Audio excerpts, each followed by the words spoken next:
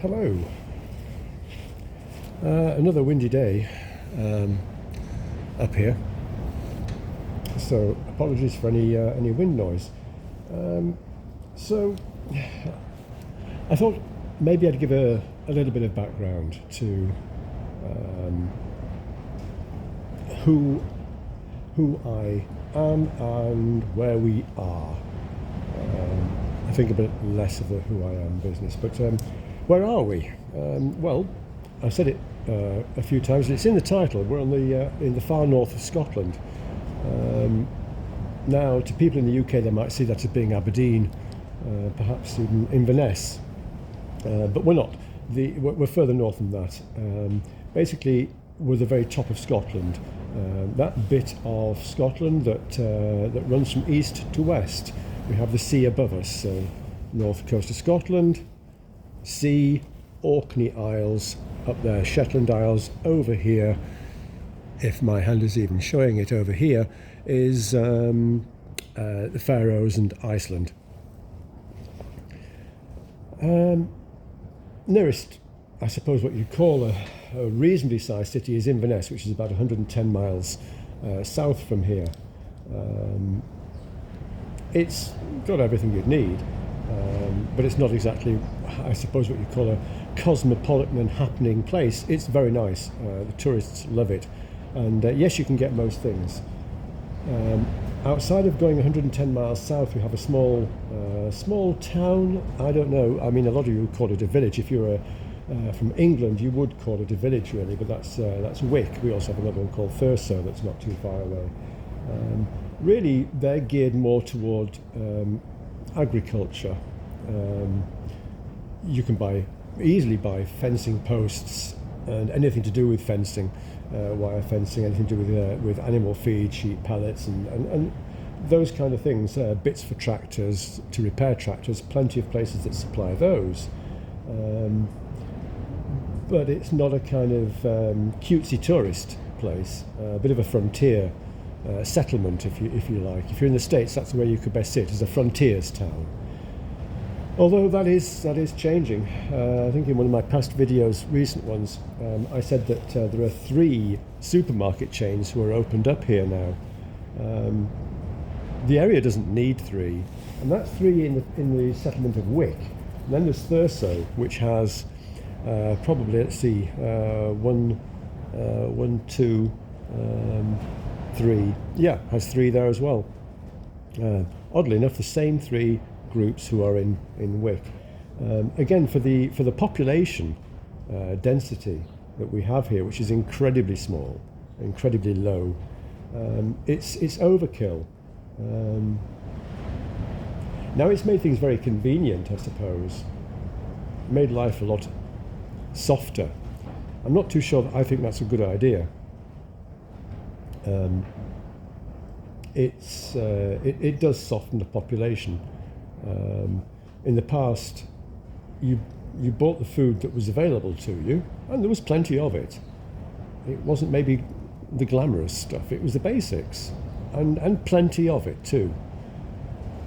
Now you can buy starfruit, you can buy mango, things that just weren't traditionally here, and it changes the way the people are, really. From being all just hardy people who didn't fuss about whether they had starfruit or mangoes. They just had what they had. Made them perhaps more resilient. And maybe that's why now a lot of the young will move away from these areas. They'll move south. Yeah, sure, opportunity to work is one thing, that's for sure. But also the ease of life.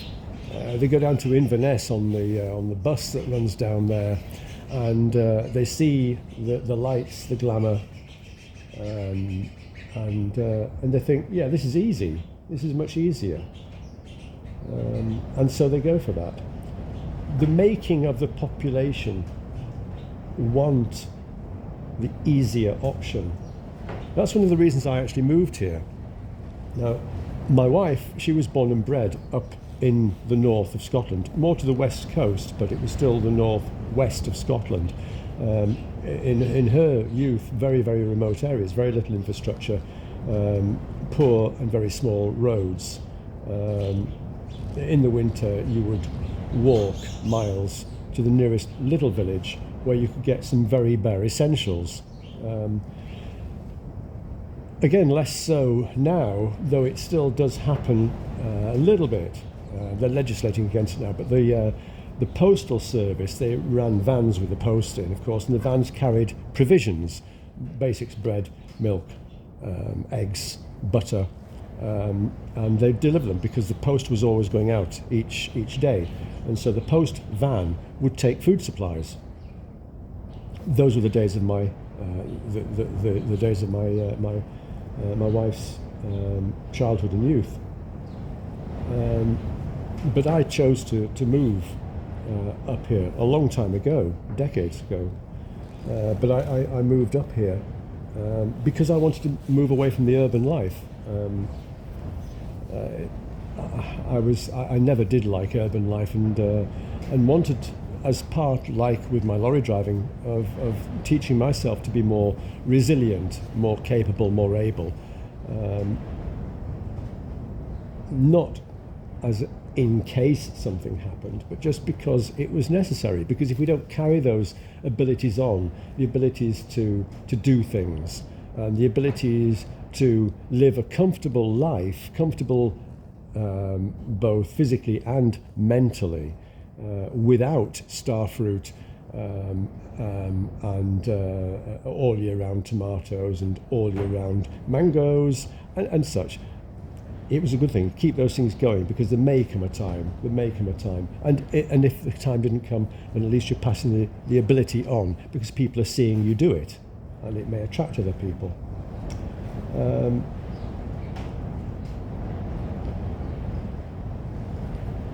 Just as an incidental, oh, by the way, I do work on old cars. I'm not a professional, but they make sense to me and I understand them, so I can do things, mechanical work and body work. It keeps them on the road. I used to be quite far to the left in my political views. Now, although I haven't changed in my views in any great sense, I would be seen as being probably at least right-wing and possibly far-right. Interesting how the definitions of what we are change. It's not the definitions, it's the people who change them, of course. I was a long-time member of Greenpeace. As an incidental, the trucks and the Greenpeace came into conflict insofar as I have papers, licenses to operate sailing and motorised vessels up to, I'm not sure, not massive, but certainly commercial size, small commercial vessels, coastal cruisers, coastal freight ships. And I had my name down with Greenpeace as to volunteer if they needed me. And it had been down for quite a long time. It came into conflict with the trucks when I decided I was going to go to the Middle East in trucks and teach myself to survive and thrive.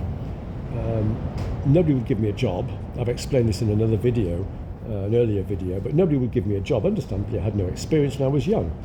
And basically hadn't got a clue. So I bought a truck. And I bought a truck, signed up basically to subcontract to a Middle Eastern haulier, and had agreed to take a job on going out to the Middle East. At the same time as I'd agreed that, Greenpeace sent me a letter saying, "We need you now."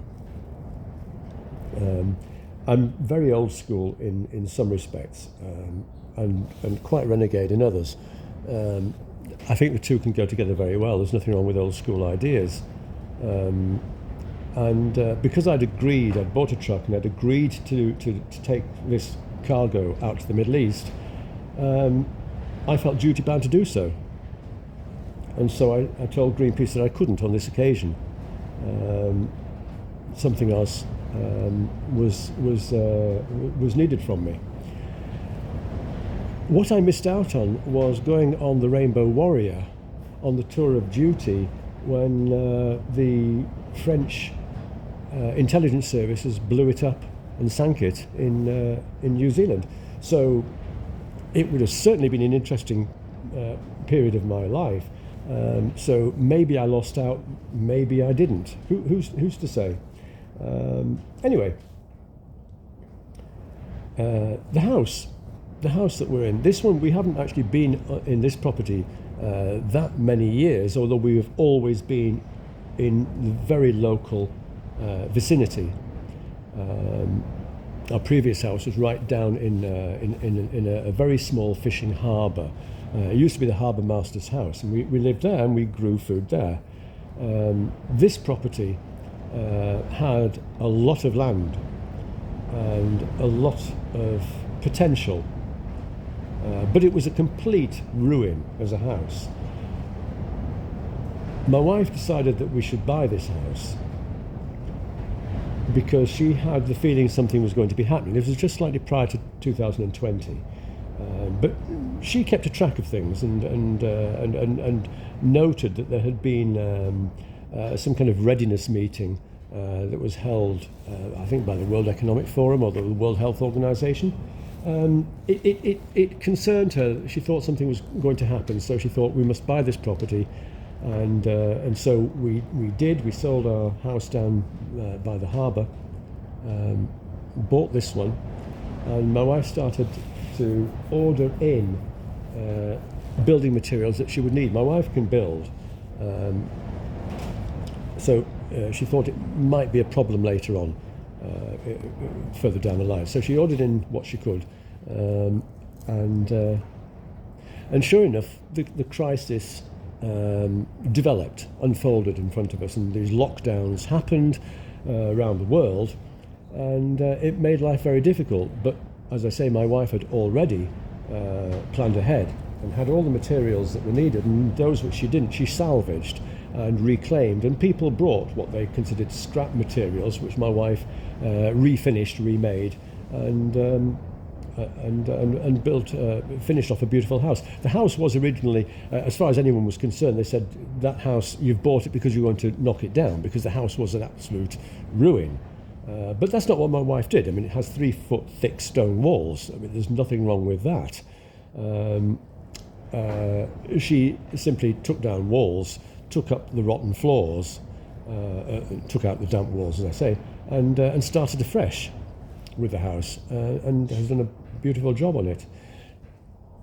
She wanted it because of the possibilities, the potential for growing, and we do grow a significant amount of the food that we eat. That's all my wife's doing. Now,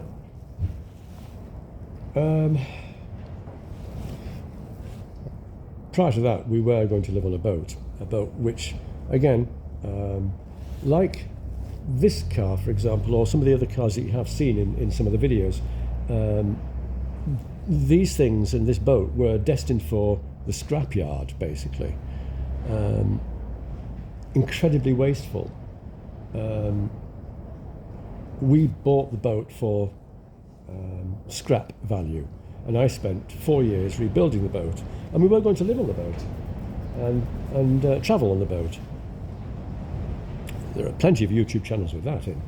But of course, the lockdown happened, things changed, and although the boat is finished and is nearby to us, in a harbour near to us, it's there in reserve, shall we say, because you don't know what's going to happen. You don't know what's planned for us.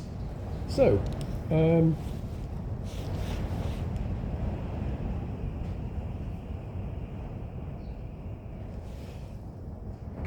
that's a little bit of background about who I am, where we are, and where we live.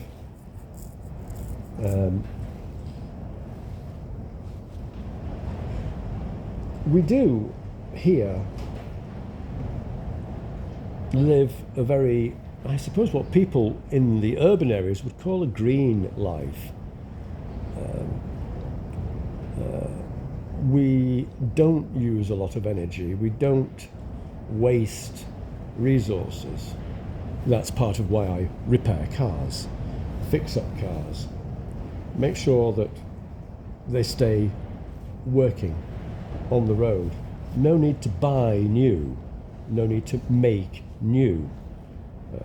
The same with the house. A lot of it is reclaimed, repurposed materials that have built that house and finished the house.